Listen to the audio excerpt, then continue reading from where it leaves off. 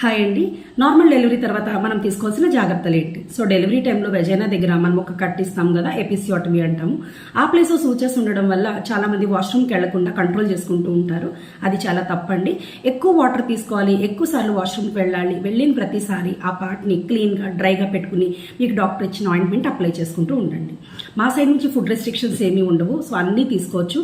And బాగా digest అయిపోయి రోజు ఫ్రీగా మోషన్ అయ్యేలాంటి ఫుడ్ తీసుకోవడం చాలా ఇంపార్టెంట్.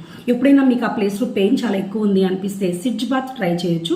సిడ్జ్ బాత్ ఏంటంటే ఒక టబ్లో వేడి నీళ్లు మీ బాడీ టాలరేట్ చేసేంత వేడిలో వాటర్ తీసుకుని 1 to 2 డెటాల్ డ్రాప్స్ వేసుకుని దాంట్లో కొంచెం సేపు కూర్చోండి. దీనివల్ల మీకు పెయిన్ ఏమైనా స్వెల్లింగ్ ఉంటే అది రెండింటి నుంచి మీకు రిలీఫ్ లభిస్తుంది.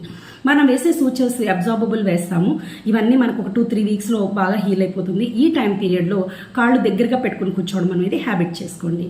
అండ్ డెలివరీ అయిన తర్వాత ఎంత ఫాస్ట్గా వీలైతే అంత ఫాస్ట్గా బ్రెస్ట్ ఫీడింగ్ అనేది స్టార్ట్ చేసేయండి.